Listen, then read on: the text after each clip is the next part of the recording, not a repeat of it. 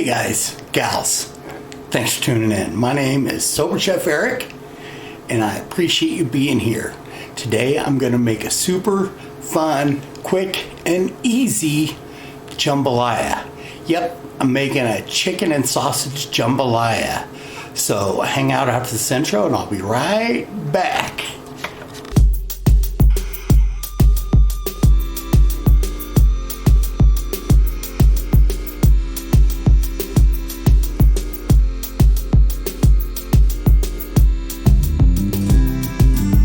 Alrighty guys and gals, I'm back. So we're going to start off with 1 pound of boneless skinless chicken thighs. Now if you want to use breast you can, but personally I like the thighs. They're going to stay a little more moist and juicy. And I'm using a beautiful enamel line cast iron pot, and I'll give you a link to Amazon on it down below because it is an Amazon Basics, so a lot cheaper than the La Crusade or however you pronounce it.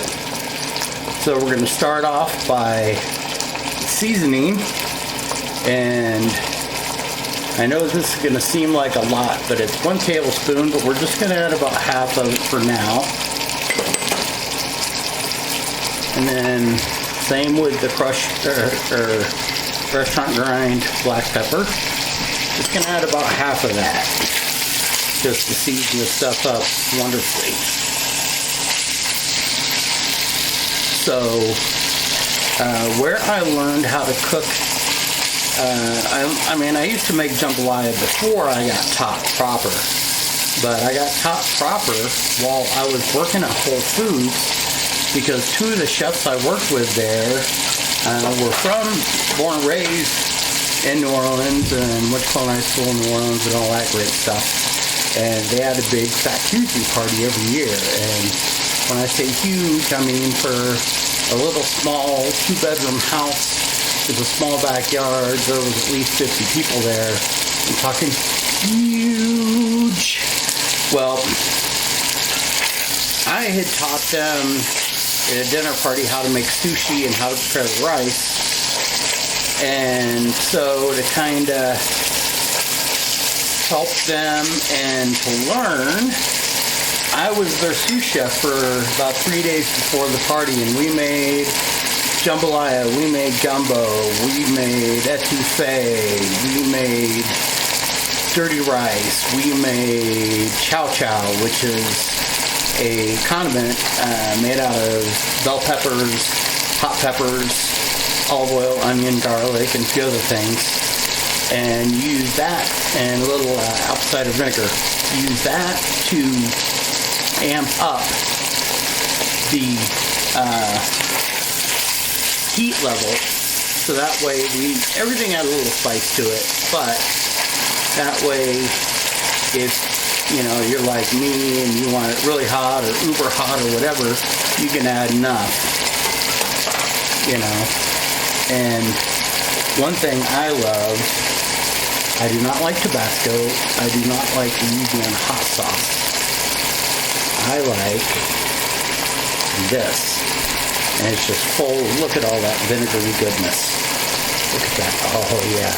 When you talk about some heat, ooh, baby. That's got some heat to it. Alright, the chicken's coming along nicely. But, as with any regional or ethnic food, I like to learn from the source. I like to learn from someone whose mom or grandma grew up there, or they grew up there and have been making family recipes for decades and decades. You know, I learned Thai food from a kid that was apprenticing in one of the kitchens I worked at when I was managing a sushi catering company. So I learned, you know, Thai food from him.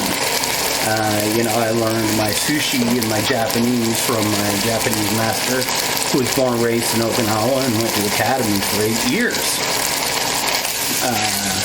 Italian I learned from the chef that I did my savory apprenticeship underneath, and he was from back east, and he was Italian, Irish, and Portuguese, but he looked as Sicilian as heck. And so I learned Italian from him. And Southern comfort food I've learned from a few places. One, I learned my Creole and my Cajun from those two wonderful chefs. Those ladies were just purely amazing, super knowledgeable, and helped me out a ton. And then I learned like hush puppies and catfish and cornbread and all that.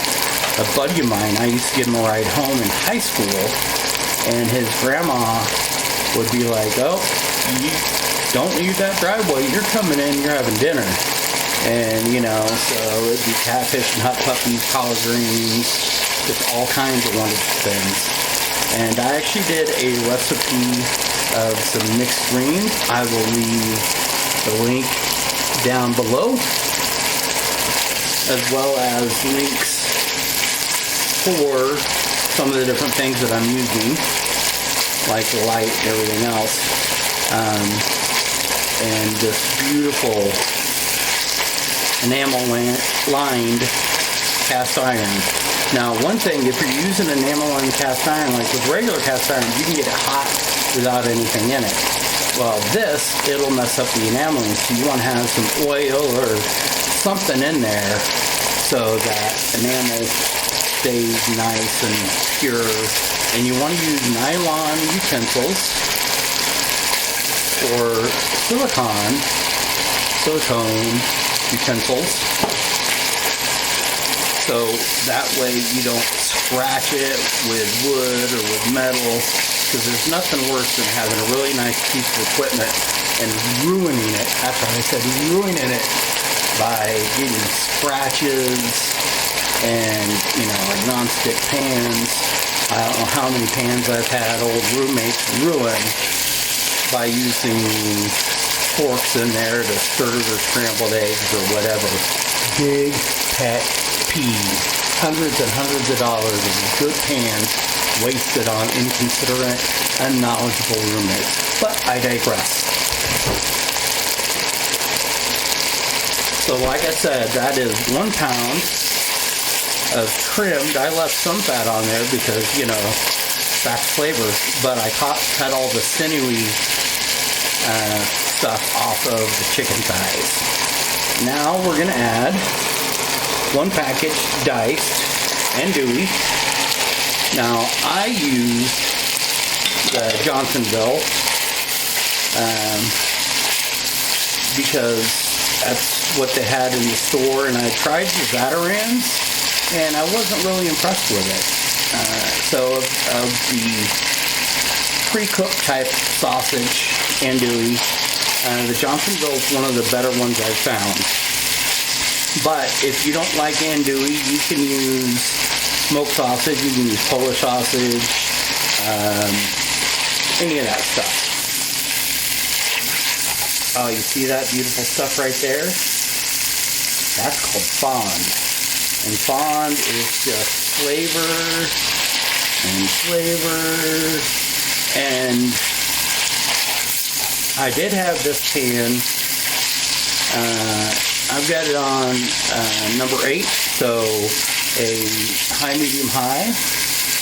And once I get some color on the sausage, then we're going to start adding some other wonderful stuff to it.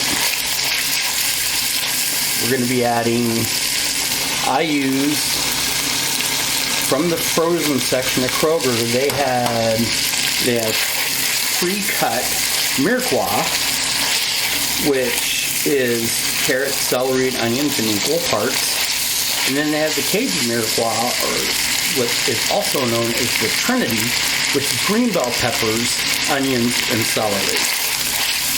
Now, normally I use red bell peppers for most of my recipes because green's a little bitter. But for my traditional Cajun and Creole, I like to use green just because it's, you know, it's tradition. And I've had a lot of people ask me, what's the difference between Cajun and Creole? Cajun is what the people out in the more rustic recipes, whereas Creole is kind of the hoity-toity recipes. Yep, I said it, hoity-toity. I could have said bougie, but I like hoity-toity. It's just fun to say. Let's all say it together, boys and girls. Hoity-toity. All right, starting to get some color on that sausage. Oh. So now we're going to add one package, 12 ounces. Or you could use one small white onion, 2 to 3 celery ribs, depending on how big they are. Now we're going to use the moisture to kind of deglaze the pan. Yeah. And we'll deglaze it even more when I add the broth to it. But we're going to just kind of scrape up some of that yummy goodness. Yeah, that fond is not burnt, as you can see. Oh, okay, I don't know if you can see, but it's nice and yeah, it's where the flavor lives when you're doing stuff like this. So now that we've got those in there, once they start to get a little cooked, then we're going to add some fresh minced garlic. And I'm going to be adding 2 tablespoons. And don't worry guys, the recipe will be right down below.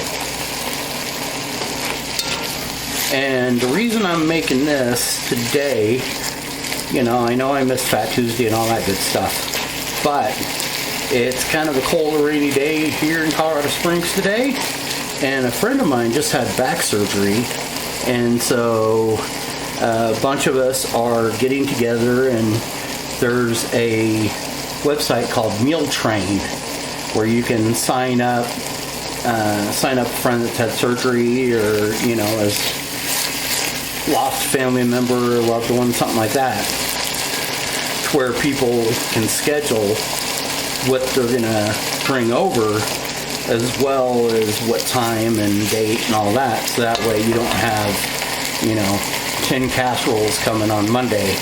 You have something on Monday and Tuesday, and depending on how long they're laid up, and all that good stuff. All right, now we are gonna add 2 tablespoons of minced garlic. And I love this little tiny silicone spatula. It came in a really nice set of 4. And this is kind of the thinnest one, so it's great for, getting every last little bit of whatever yumminess you're getting out of a bottle or a jar. Whether it be jam, preserves, salsa, queso, just whatever. So right now we're going to be browning the garlic, which what that does is it takes away some of the bitterness of the garlic and brings out that natural fructose to make it a little sweeter. So just great stuff. And as you can see, the pan is fully deglazed. We don't have any more fond, F-O-N-D, for the people that like to spell. Now, I ain't much on book learning, but, if I do know how to spell something, I like it, even though spell check normally gives me a different meaning. So we're going to give this another minute or so. Now, for you guys that have just tuned in to the first time to my channel, I greatly appreciate your time. And if you hit that subscribe button, it's going to be right down over here probably. And then right next to it is a little heart or a thumbs up or a like button. So, if you guys do that, it's something that's free. It doesn't take any time, but, portions of a second to click that, and it helps my channel out a lot. And also leave comments. You know, if you've tried one of my previous recipes, or there's a recipe that you want me to make, let me know. I take suggestions and I take input all the time. So, man, that is smelling good. You see that vapor? I wish you could smell it. Oh yeah, that's some good stuff. Now, when I get to the stage of the rice, you're going to want to use a long grain rice. It doesn't matter what kind of rice you use. Just follow the instructions on the bag for cooking time. Now myself, I'm going to be using 1 pound or 2 cups of long grain brown rice. It's got some great healthy attributes to it. And it does take a little more liquid, and it does take a little more time. You know, because most white rices and stuff, you know, the short grains can be done in around 20 minutes or so, you know, 20 to 30, whereas brown rice is going to take, you know, 45 minutes to 50 minutes. Alright. Now, we don't want burnt garlic, because then all this yumminess will have been a waste. So, for tomatoes, you can use fresh crushed tomatoes or whatever, but personally, I like to use, let me dump it and then I'll show you the can. Rotel, the original. Now, that's all they used to have, but now they've got, you know, Mexican with lime and cilantro. They've got the really spicy ones. Just love, love, love Rotel. And now we're going to add, oh, there it is. I'll get it out of the fridge. We're going to add 5 cups of broth. I personally, if you guys have watched some of my tutorials before, you know how much I love better than bouillon roasted garlic. Oh yeah, that's some good stuff. And so that was 4 cups. Here's the 5th cup. Now we're going to bring this to a boil. And now we're going to add some of the yummy stuff before we add the rice. We're going to add 2 tablespoons of Liquid Smoke Hickory, because I like it to have a little smokiness. Now, normally I would add shrimp at the end, or crawdads or something like that, mud bugs, whatever you want to call them. But my friend has a shellfish allergy, so, you know, we're staying away from all that stuff. And we're going to add the remainder of the cracked black pepper. We're going to add the remainder of the salt. And we are going to add, this is my favorite Creole seasoning, Tony Cashier's Cacheray, I don't know how you say it, but I've got 3 tablespoons. And she's not huge on spicy food either, but normally when I make it for myself, yeah, more spicy. Now you can use whatever Cajun seasoning you want, or you know, you can look up Cajun seasoning recipe. But for me, you know, I've had Enamel's and I've had a few other ones, and they were good, but this is the one I've always got. It's my go-to. I love it. Now, also one reason, normally for 2 cups of rice, you would use 4 cups of water, broth, whatever. The reason I put that extra cup in is I'm cooking at altitude, and also I like it to be just not soupy, but I like to have some moisture to it. I'm not going to use that other M word that my friend Jessica cannot stand, and I know Dan C doesn't like jerky that is moist. But, you know, to each their own. So we've got everything in there. And once this comes to a boil, we're gonna put the brown rice in. We're gonna reduce it to a simmer. We're gonna put a lid on it. And then we're gonna let it cook I'm gonna let it cook for 45 minutes and check it at that point. And that'll be where it's just on a simmer. And yeah, so after this comes to a boil, I'll pour in the rice, give it a stir, put the lid on, take it down to simmer, and I will see you guys in YouTube magic. Alrighty guys and gals, I'm back. And it took a little bit longer than I expected because I kept it on the small burner that's closest to the camera I use. But look at that. Yeah, I changed shirts because I ended up getting some on my shirt. But I took it over to my friend. She really appreciated it.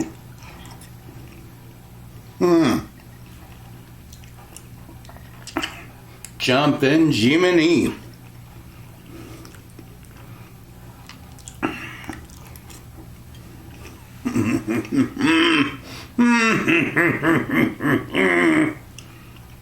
Oh wow, that's so good. Well guys, I appreciate your time, and if you wouldn't mind, go ahead and hit a thumbs up, and I will see you next time. Also remember, every other week, show resilience, where we reduce the stigma around all different types of recovery. And remember, life's too short to eat bad food.